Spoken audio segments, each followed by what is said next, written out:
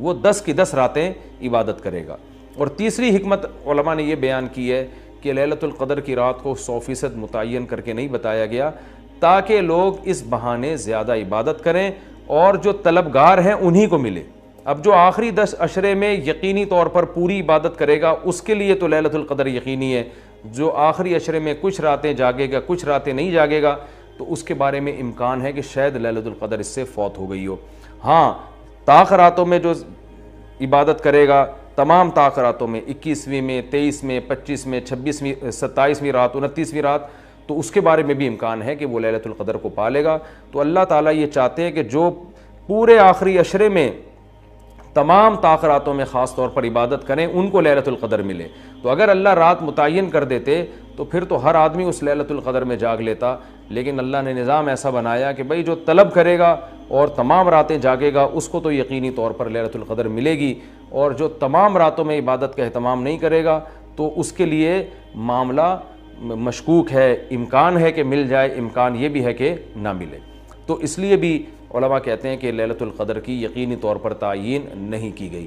بہرحال بہت کثرت سے اس بارے میں روایات ہیں جن میں آتا ہے کہ رمضان کے آخری عشرے میں اور رمضان کی طاق راتوں میں خاص طور پر آپ صلی اللہ علیہ وسلم نے فرمایا کہ لیلۃ القدر کو تلاش کرو۔ تو ہمیں لیلۃ القدر میں کرنا کیا ہے؟ اس میں کچھ بدعتیں بھی پھیلی ہوئی ہیں، جتھے بنا کے مسجدوں میں جانا اور اجتماعی عبادتیں کرنا، یہ تمام چیزیں اسلاف سے ثابت نہیں ہیں، اور ان کو دین سمجھ کے کریں گے یہ بدعت ہو جائیں گی، سنت سے دور ہیں یہ سب چیزیں۔ انفرادی عبادت ہونی چاہیے، نماز کا کوئی الگ سے مخصوص طریقہ ثابت نہیں ہے لیلۃ القدر کی رات میں، جو طریقے سے عام آپ نمازیں پڑھ رہے ہیں وہی اسی طریقے سے، یہ نہیں کہ پہلی رکعت میں یہ صورت دوسری میں یہ صورت، یہ تمام چیزیں لوگوں میں پھیلی ہوئی ہیں، یہ بدعت ہے، ان کا حقیقت سے سنت سے کوئی تعلق نہیں ہے۔ تلاوت کریں، دعائیں مانگیں اور تہجد کی نماز پڑھیں، جتنے نوافل اللہ آپ کو توفیق دیتا ہے، آپ جیسے عام معمول ہے نوافل پڑھنے کا اسی طرح پڑھیں، اور بہتر ہے گھر میں عبادت کریں۔ گھر میں اگر مشکل ہو رہی ہے تو مسجد میں بھی جا سکتے ہیں، لیکن نوافل گھر میں پڑھنا یہ مسجد میں پڑھنے سے زیادہ افضل ہے۔ مسجد میں شور شرابہ کرنا، لیلۃ القدر کے نام پہ جتھے بنا کے بیٹھنا، پھر لیلۃ القدر کی رات پہ پوری رات پروگرام چلنا مسجدوں میں، یہ سب چیزیں لوگوں کو عبادت سے غافل کرنے والی ہیں۔ بیان بھی ہونے چاہیے مختصر، آدھا گھنٹہ ہو گیا، 1 گھنٹہ ہو گیا، باقی وقت عبادت میں لگانا چاہیے۔ دوسری بات یہ کہ اتنی کثرت سے عبادت کرنا کہ آپ کا دماغ ہی خراب ہونا شروع ہو جائے، نیند سے حالت خراب ہو جائے، تو یہ بھی ٹھیک نہیں ہے۔ کچھ دیر آرام بھی کرنا چاہیے تاکہ جتنی عبادت ہو وہ طبیعت میں نشاط کے ساتھ اور فریشنس کے ساتھ ہو، آپ اس میں ٹینشن میں نہ آ رہے ہوں۔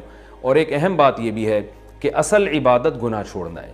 آپ صلی اللہ علیہ وسلم نے لیلۃ القدر میں ہمیں جو دعا سکھائی ہے اس دعا کا مفہوم بھی یہی ہے۔ صحیح حدیث میں دعا آتی ہے کہ لیلۃ القدر میں یہ دعا مانگو، اللہم انک عفو تحب العفو فاعف عنا، اے اللہ تو سراپا معافی ہے، معافی کو پسند کرتا ہے، ہمارے گناہوں کو معاف کر دے۔ تو اس سے پتہ چلتا ہے کہ لیلۃ القدر میں نبی ہمیں یہ سکھا رہے ہیں، یہ سمجھا رہے ہیں کہ گناہوں سے توبہ کرنی ہے، معافی مانگنی ہے۔ ظاہر ہے جس جرم سے معافی مانگی جاتی ہے تو اسی بیس پہ مانگی جاتی ہے نا کہ آئندہ آپ چھوڑنے کا عہد کر رہے ہو۔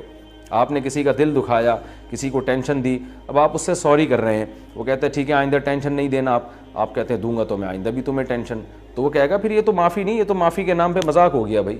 تو نبی جو ہمیں دعا سکھا رہے ہیں اس میں اصل بتا رہے ہیں کہ لیلۃ القدر کی رات میں اللہ سے دعائیں مانگ کر توبہ کرنی ہے۔ تو اس رات میں آپ عبادت کریں، اللہ سے دعا مانگیں، اور دعا کیا مانگیں کہ اللہ جو گناہ ہماری زندگی میں ہیں ان سے ہم توبہ کرتے ہیں اور آئندہ ہمیں ان سے بچنے کی توفیق عطا فرما۔ گناہ کیا ہے؟ نمازوں کا قضا کرنا، داڑھی کاٹنا، خواتین کا بے پردگی کرنا، اور سود لینا، بہنوں کی وراثت نہ دینا، اور جاندار کی جو تصویریں آج کل لوگوں نے گھروں میں ڈیکوریشن کے طور پر تصویریں لگائی ہوئی ہوتی ہیں، یہ سب ناجائز ہیں۔ آپ صلی اللہ علیہ وسلم نے فرمایا ان من اشد الناس عذابا یوم القیامۃ المصورون، کہ سب سے سخت ترین عذاب قیامت کے دن تصویر بنانے والے کو ہوگا۔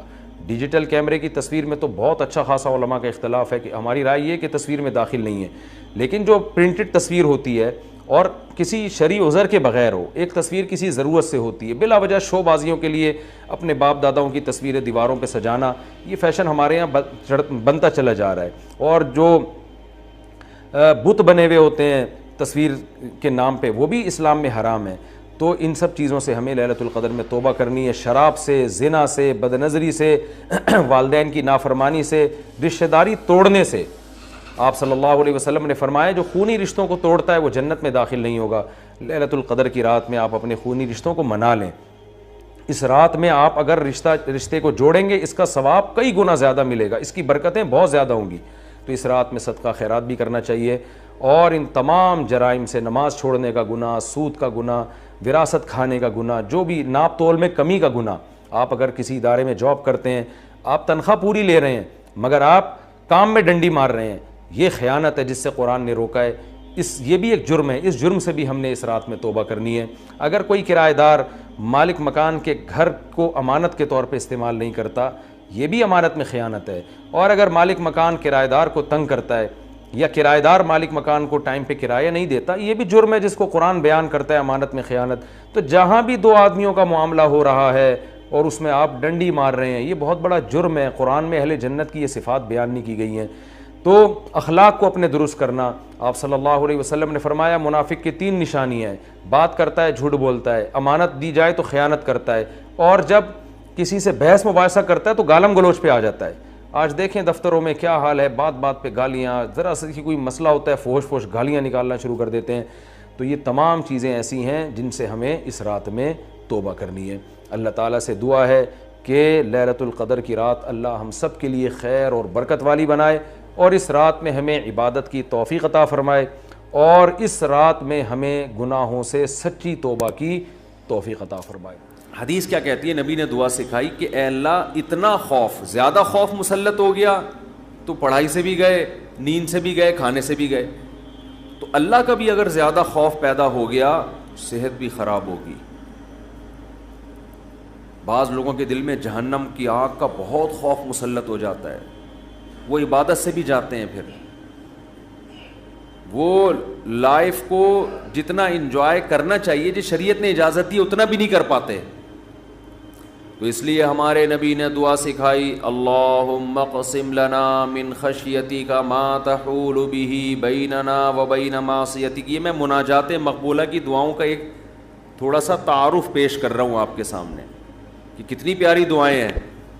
اے اللہ ہمیں اتنا خوف اپنا دے دے جو ہمارے اور تیری نافرمانی کے درمیان آڑ، کیونکہ خوف کا مقصد ڈرنا برائے ڈرنا نہیں ہے، خوف کا مقصد ہے جہنم سے بچنا، اور وہ جب بچیں گے جب گناہ سے بچیں گے۔ تو کم سے کم اتنا خوف تو ہو کہ جب گناہ کی طرف دل مائل ہو تو تیرا خوف رکاوٹ بن جائے، گناہ سے روک لے ہم کو۔ وَمِن طَاعَتِكَ مَا تُبَلِّغُنَا بِهِ جَنَّتَكَ، اپنی اطاعت کا اتنا جذبہ دے دے جو ہمیں جنت تک پہنچا دے۔ کیا ہو گیا بھائی؟ کیا ہوا؟ اچھا، وَمِن طَاعَتِكَ مَا تُبَلِّغُنَا بِهِ جَنَّتَكَ، یہ اسی کی تکمیل ہے۔ وَمِنَ الْيَقِينِ، یہ بڑا پیارا جملہ ہے، وَمِنَ الْيَقِينِ مَا تُهَوِّنُ بِهِ عَلَيْنَا مَصَائِبَ الدُّنْيَا۔ اے اللہ اپنا اتنا یقین دے دے، اتنا یقین، تیری ذات پہ اتنا یقین آ جائے کہ تو سب کچھ کرنے والا تو ہی ہے، اتنا یقین آ جائے کہ دنیا کی مصیبتیں ہلکی لگنے لگیں، ڈپریشن میں نہ جائیں ہم مصیبتوں کی وجہ سے۔ جو اللہ کو نہیں مانتے نا، جب وہ دیکھتے ہیں کوئی ٹینشن آ رہی ہے تو وہ کہتے ہیں یار اس ٹینشن کی یہ وجہ ہے اور یہ وجہ تو ختم نہیں ہوگی، تو میں تو ٹینشن میں زندگی گزاروں گا، وہ خودکشی کی طرف جائیں گے۔ اور جس کو پتہ ہے کہ یہ دینے والا کون ہے؟ اللہ، وہ میرا خیر خواہ ہے، وہ مجھے سنورنے اور بنانے کے لیے دے رہا ہے، وہ یہ ٹینشن دور بھی کر سکتا ہے، وہ کسی سبب کا محتاج نہیں ہے، اس میں میرا فائدہ ہے، تو اس سے وہ ٹینشن کیا ہو جائے گی؟ ہلکی۔ تو اے اللہ اتنا یقین اپنا دے دے جس یقین کی وجہ سے دنیا کی مصیبتیں ہمیں ہلکی لگنے لگیں۔ اگر اتنا بھی یقین نہیں ہے تو یہ یقین نہیں ہے۔ وَمِنَ الْيَقِينِ مَا تُهَوِّنُ بِهِ عَلَيْنَا مَصَائِبَ الدُّنْيَا وَمَتِّعْنَا بِأَسْمَاعِنَا وَأَبْصَارِنَا وَقُوَّاتِنَا أَبَدًا مَا أَبْقَيْتَنَا۔ اے اللہ تو نے ہمیں آنکھ کی نعمت دی، سننے کی نعمت دی، بولنے کی نعمت دی، چلنے کی، اور بات کرنے کی، یہ تمام نعمتیں جب تک ہماری